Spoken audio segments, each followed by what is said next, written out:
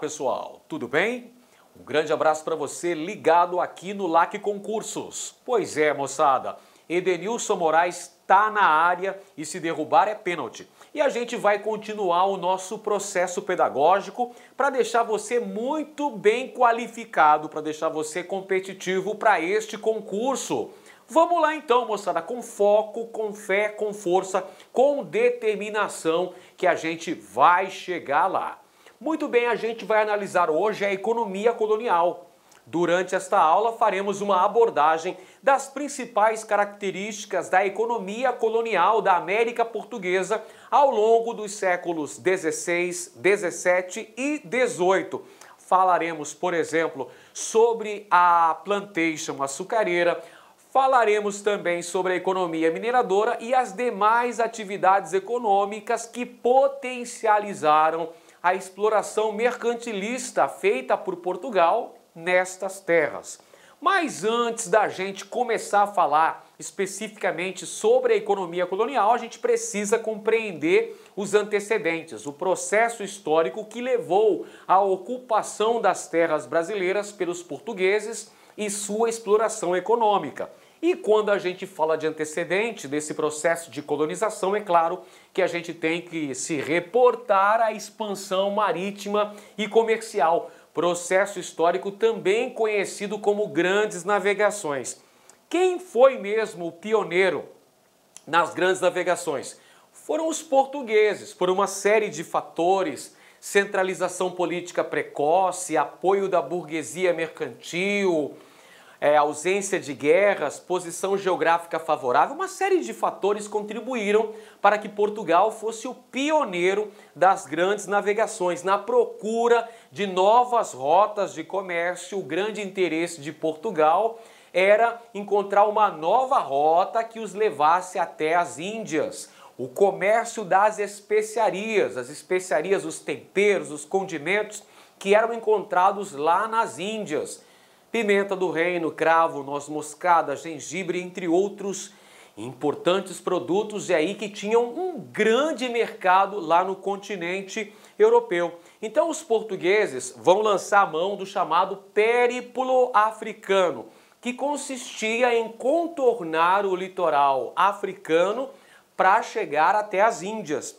E nesse périplo africano, os portugueses foram instalando uma série de feitorias ao longo do litoral do continente africano. E nessas feitorias, que eram verdadeiros entrepostos comerciais, eles passam a explorar ouro, marfim e também o tráfico negreiro.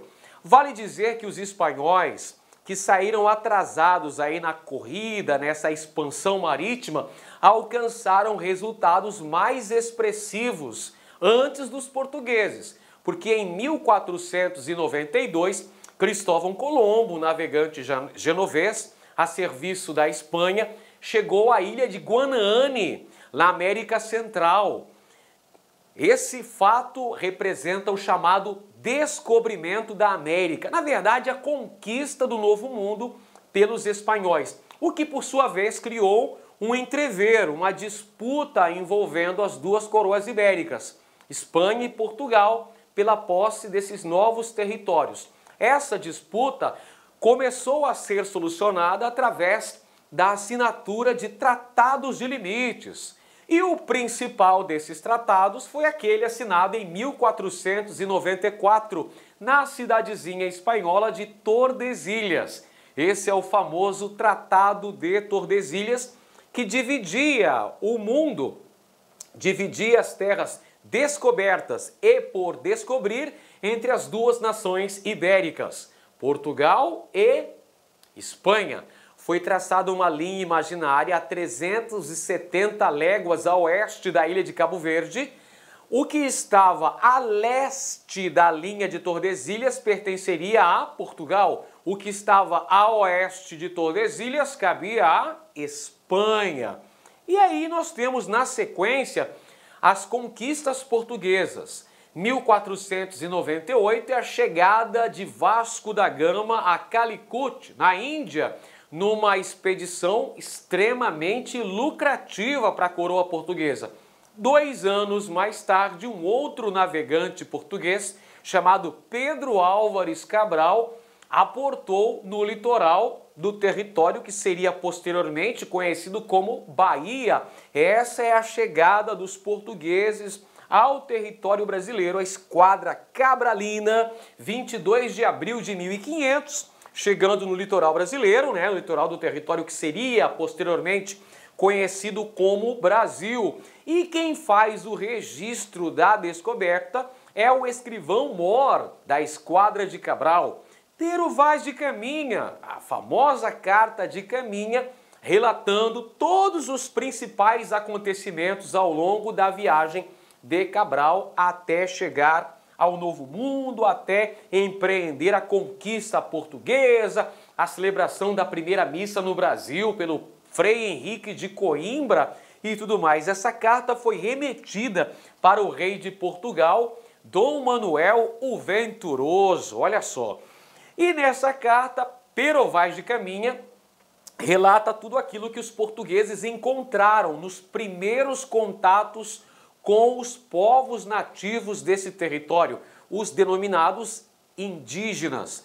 Pero Vaz de Caminha, nessa carta, não vai evidenciar a existência de ouro, de prata, de pedras preciosas. Ele vai dizer que é uma natureza bela, que existem potencialidades de exploração econômica, mas ele não vai relatar aquilo que o rei de Portugal queria ouvir, da existência em grande quantidade de riquezas minerais. Por essa razão, senhoras e senhores, os primeiros anos da presença portuguesa em território brasileiro vão ser marcados por um certo desinteresse. É isso mesmo. De 1500 até 1530, teremos uma fase em que Portugal meio que vai deixar o Brasil para escanteio, o Brasil vai ficar meio de lado. Por quê? Porque o foco, o interesse português nesse primeiro momento se concentrava no lucrativo comércio das especiarias orientais. Onde é que estavam as especiarias mesmo? Estavam nas Índias. Portanto, nesse primeiro momento, não há uma colonização efetiva do Brasil. Os portugueses vão se limitar a enviar expedições exploratórias para esse território e vão também começar o extrativismo vegetal, vão começar a extração do pau-brasil. Esse período, pessoal, que vai de 1500, vamos anotar aqui, anota essa observação importante, período que vai de 1500 até 1530 é conhecido como período pré-colonial. Por que pré-colonial, professor? Porque nesse período ainda não há uma colonização efetiva. Os portugueses não vão ainda fundar edificações na América, vilas, cidades, fortificações militares. Nesse primeiro momento, os portugueses se limitam a enviar expedições exploratórias com o objetivo de conhecer as potencialidades econômicas da nova terra e fazer o mapeamento costeiro, ou seja, fazer a nomeação dos acidentes geográficos encontrados em território brasileiro.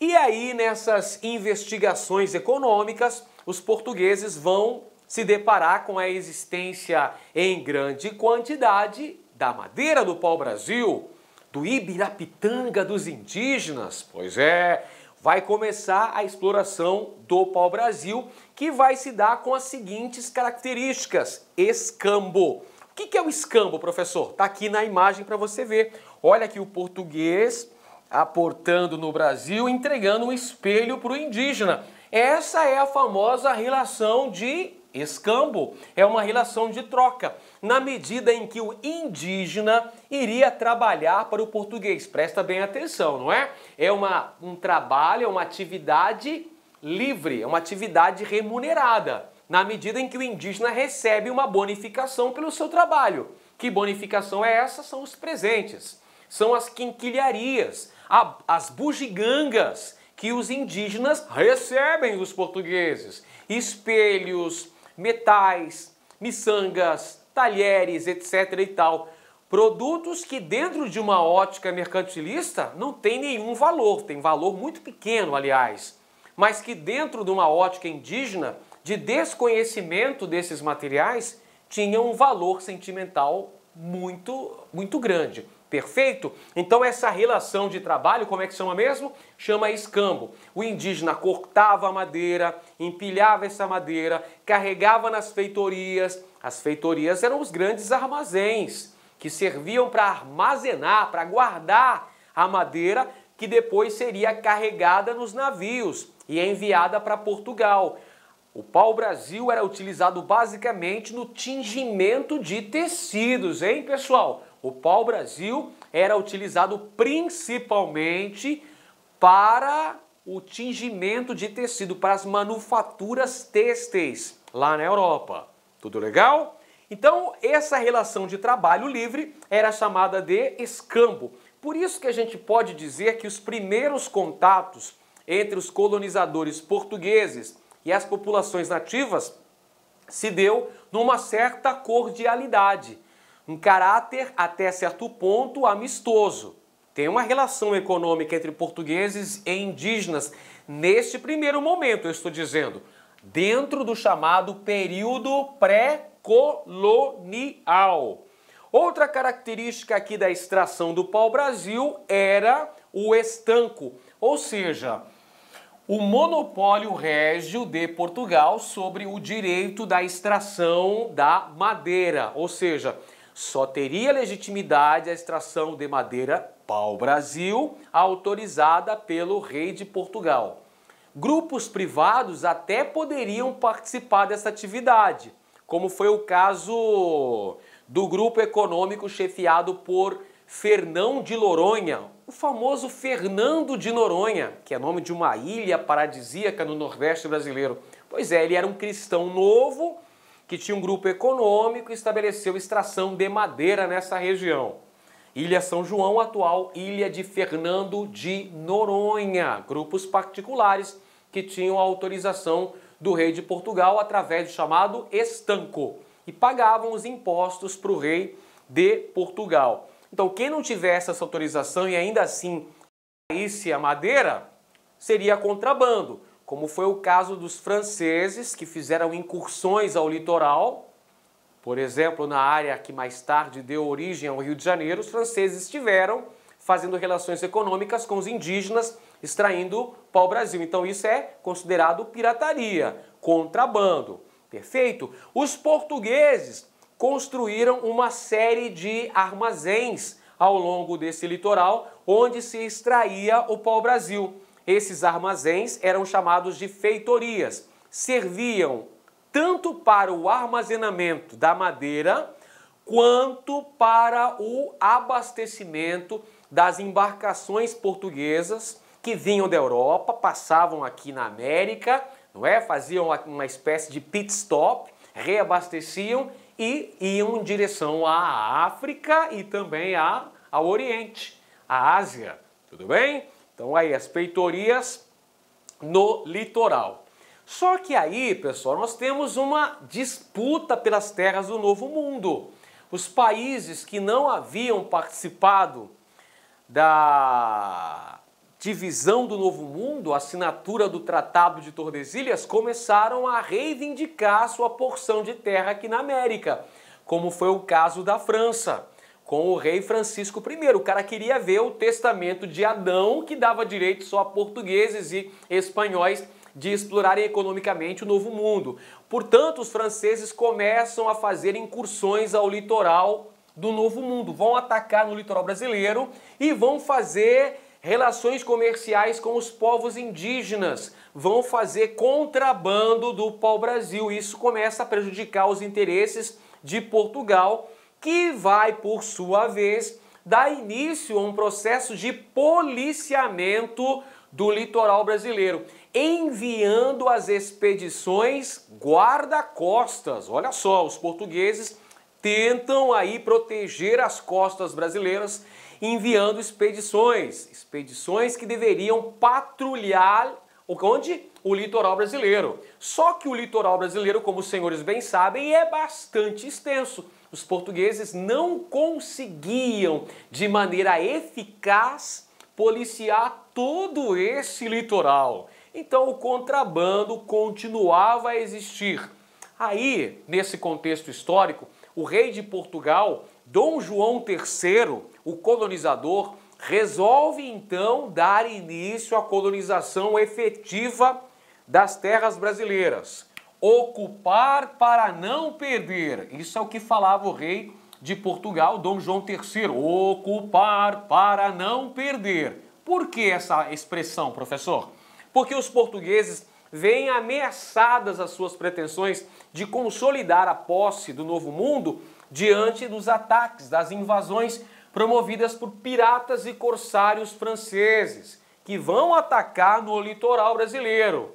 Outro fator que faz com que Portugal dê mais atenção para a América portuguesa, no caso o nosso Brasil, é o fato de o comércio das especiarias orientais começar a declinar, começar a perder importância, porque as viagens para o Oriente, pessoal, eram muito caras, eram dispendiosas demais, e eram muito longas essas viagens, e começam a aparecer concorrentes a Portugal no mercado europeu. Sendo assim, Portugal vê na exploração econômica do Novo Mundo, na colonização brasileira, uma possibilidade de melhorar as suas condições financeiras, de dar um crescimento em sua economia. Por essa razão que no ano de 1530, o rei de Portugal envia para o Brasil a expedição colonizadora chefiada pelo nobre Martim Afonso de Souza, que chega ao Brasil em 1531, já com a missão de policiar o território, combater os piratas franceses, fundar vilas, trazer colonos, incentivar a produção de cana-de-açúcar nesse território. No ano de 1532 é fundada a primeira vila do Brasil, Vila de São Vicente, no litoral de São Paulo, fundada por Martim Afonso de Souza. E o primeiro órgão de poder criado pelos portugueses em terras brasileiras foi justamente a Câmara Municipal. As famosas câmaras municipais foram criadas lá em 1532, quando da criação, da fundação da primeira vila brasileira, a Vila de São Vicente. Nas câmaras municipais atuavam os chamados homens bons. Os homens bons eram os ricos proprietários de terra que vão ser responsáveis pela organização do poder local. Poder na esfera das vilas. 1534, o rei de Portugal cria o primeiro órgão de administração colonial da América Portuguesa, que foram as chamadas capitanias hereditárias. Grandes lotes de terra, aliás, lotes de terra de tamanhos variados, que iam do litoral até o meridiano de Tordesilhas. E essas capitanias foram entregues a membros da pequena nobreza, foram entregues a membros da nobreza de Portugal, os chamados fidalgos. Fidalgos portugueses que recebiam essa concessão do rei de Portugal com a missão de colonizar, com a missão de progredir economicamente as terras da América Portuguesa. Olha só, pessoal, nós podemos dizer claramente que o rei de Portugal, com tal medida, estava, de certa maneira, terceirizando o Brasil, ou para usar um termo que a gente costuma utilizar nos dias de hoje. Na verdade, o rei de Portugal estava passando para a iniciativa privada a tarefa de produzir, de garantir um crescimento econômico, uma exploração eficaz desta nova terra. Portugal não tinha naquela época recursos financeiros necessários para essa empreitada. Então vai colocar na mão da pequena nobreza de Portugal a tarefa de progredir economicamente essas terras. Esses são os chamados capitães donatários, que recebiam uma espécie de concessão para a exploração econômica dessas terras, através da carta de doação. Então são dois documentos importantes das capitanias hereditárias. O primeiro deles chama-se Carta de Doação. A Carta de Doação era um documento em que o rei de Portugal fazia a concessão das terras para o capitão donatário dessa capitania, pessoal. E havia um outro documento chamado de foral. O foral reunia os direitos e os deveres dos capitães donatários, pessoal. Então, olha só, são 14 capitanias, 15 lotes entregues a 12 donatários, 12 membros da pequena nobreza de Portugal. Esse é o sistema das capitanias hereditárias.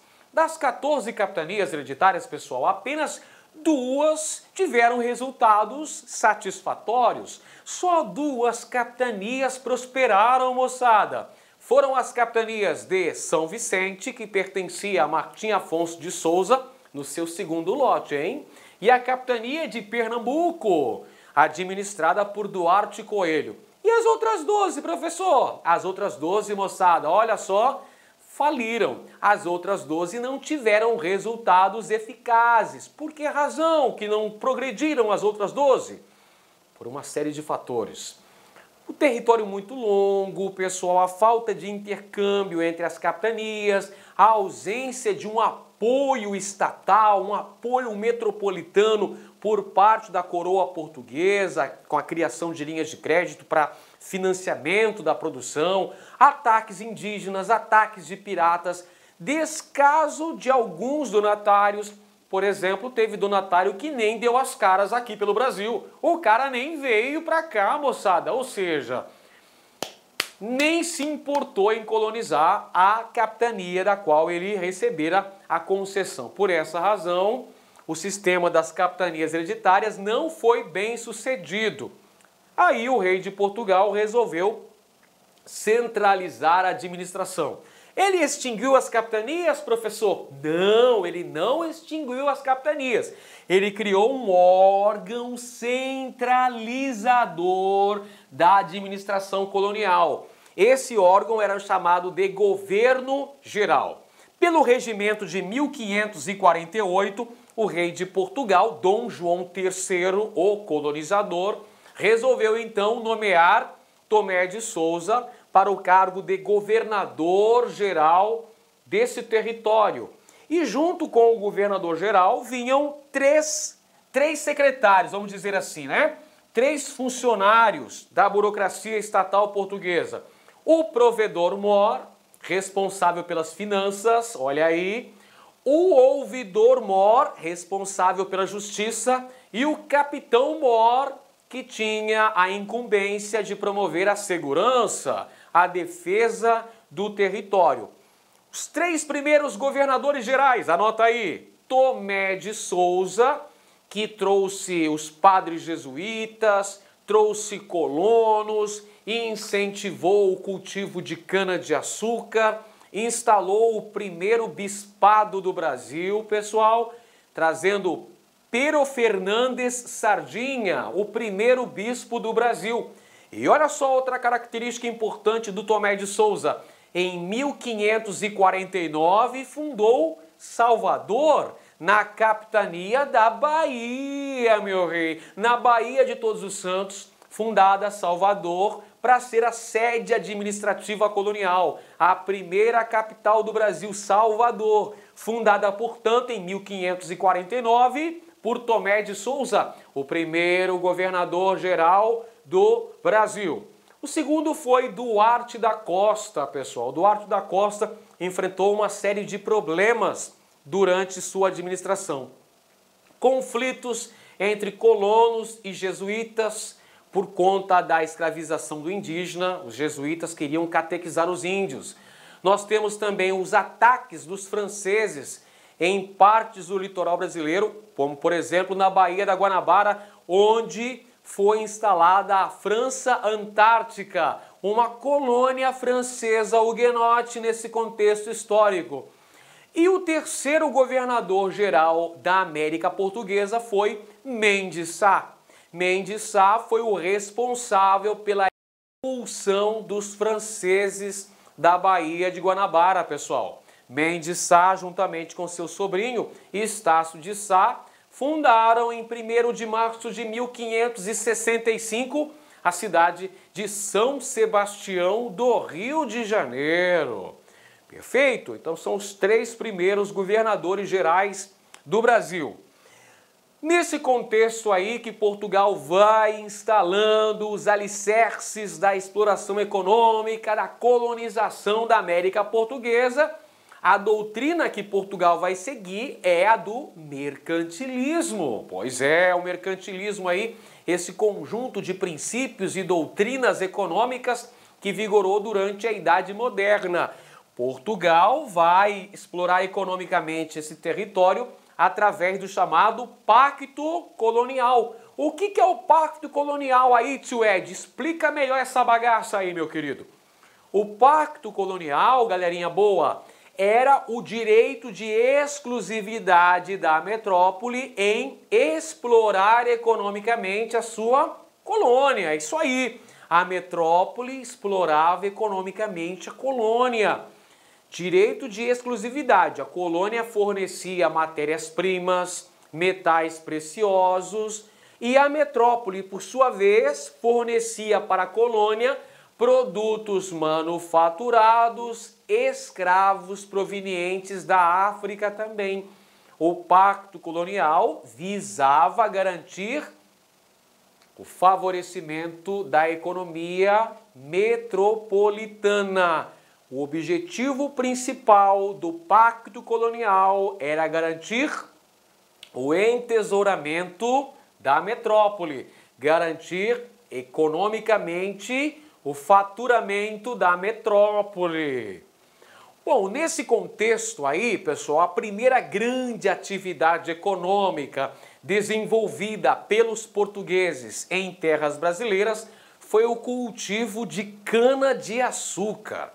Aí você pode vir aqui e se perguntar assim, mas vem cá, professor, pelo amor de Deus, conte-me tudo, não me esconda nada. Por que é que os portugueses escolheram justamente a cana-de-açúcar para ser o produto principal da sua economia, da exploração econômica do Brasil? Quais são os fatores que os lusitanos levaram em consideração? Gente, é claro que essa não foi uma escolha fortuita. É lógico que os portugueses não escolheram no palitinho isso aí não. Os portugueses, claro que fizeram uma pesquisa de mercado e consideraram qual seria o produto, o gênero agrícola que deveria sustentar a exploração econômica da América Portuguesa. E aí eles encontram justamente o açúcar como o produto, o carro-chefe, o produto principal, o top de linha da exportação para a Europa. Por que razões? Por causa da alta lucratividade. O açúcar é um produto muito apreciado no mercado europeu. Tinha um grande mercado consumidor ávido para comprar açúcar, para consumir o açúcar. Criou-se aí a necessidade, a demanda pelo açúcar no continente europeu, pessoal. Tem o fator também que os holandeses financiavam a produção. É isso aí, os holandeses vão participar como parceiros econômicos dos portugueses. Os holandeses financiavam a produção, eram responsáveis também pelo transporte, refino e distribuição do produto na Europa. Além disso, os portugueses, como eu sempre digo, não eram marinheiros de primeira viagem. Os portugueses já tinham know-how, já tinham expertise na exploração do açúcar.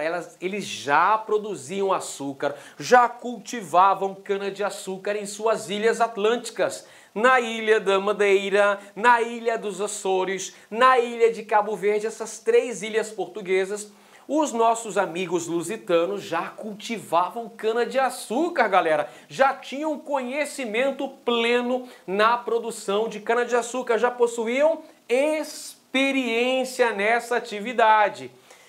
Encontraram também aqui na América Portuguesa, no litoral da região nordeste do Brasil, condições propícias ao desenvolvimento dessa atividade. Olha que bacana! Solo fértil, solo do tipo massapê, da região da zona da Mata Nordestina, clima tropical úmido. Pronto, galera, caiu a sopa no mel. Condições geográficas e geológicas favoráveis. Portugueses, ó, curtiram aí. Com essas condições tão favoráveis ao desenvolvimento, nós vamos ter então a empresa açucareira, os engenhos de cana-de-açúcar que vão se desenvolver, sobretudo na região Nordeste, e que vão ser utilizados principalmente como agente facilitador de povoamento, para gerar a criação dos arraiais, das vilas, das cidades. E quais são as características básicas dessa produção açucareira aí? Atenção, anota aí como características fundamentais. Essa eu quero que você escreva no seu caderno, porque pode ser o assunto cobrado pela banca, uma questão do seu concurso. E é claro que você vai matar essa. Você vai detonar no dia da prova. Características básicas da plantation açucareira no Brasil colonial. Latifúndio, ou seja, grandes extensões de terra. Professor, por que precisava de grandes extensões de terra? Amiguinho, a produção não era para o consumo interno, certo? A produção visava o mercado internacional. A produção visava a exportação. Pois é. Então precisava ser em grandes extensões de terra, os chamados latifúndios. Além disso, monocultura. Monocultura é o cultivo de um produto em larga escala. Claro, visava a exportação, não é? Beleza. Então precisava plantar muita cana-de-açúcar. Utilizando-se para isso, olha lá, mão de obra escrava. Anota aí. Utilização de trabalho escravo. Olá, meus amigos, minhas amigas, sou o professor Luiz Antônio Carvalho e com muito prazer, muita satisfação, estou aqui para fazer um grande convite para vocês, um convite muito especial. Você que vai fazer o concurso da Polícia Militar do Estado do Maranhão, nós aqui do Lá Concursos, nós preparamos um super curso, atenção, completo e atualizado. Nosso curso completaço, atualizado por apenas 10 mensalidades de R$ 25,00 aqui no Lá Concurso. Inclusive, você teve a oportunidade de assistir um pequeno trecho da aula do nosso professor. Esse professor nosso é um professor top de linha, e eu convido vocês aí a se matricularem no curso do Lá Concursos, que eu tenho certeza que não vai se arrepender. Tá certo, meus amigos? Ah, já esquecendo, se você quer esse material de apoio que o professor acabou de utilizar, clique aqui embaixo, tem um link que vai direcionar para o nosso site e lá você vai fazer um pequeno cadastro, você pode fazer o download gratuitamente. Mas eu espero vocês aqui no Lá Concursos. Esse curso tem cláusula de garantia, você pode se matricular sem medo de ser feliz durante 5 dias. Se não gostou, você pode assistir quantas aulas quiser, baixar PDF, não gostou, encaminha um e-mail para a gente lá, nossa central de atendimento, que a gente vai fazer o cancelamento da sua matrícula na maior brevidade possível. Tá certo, meus amigos? Forte abraço, fique com Deus, espero vocês aqui no LAC. Fui, tchau. Clique lá.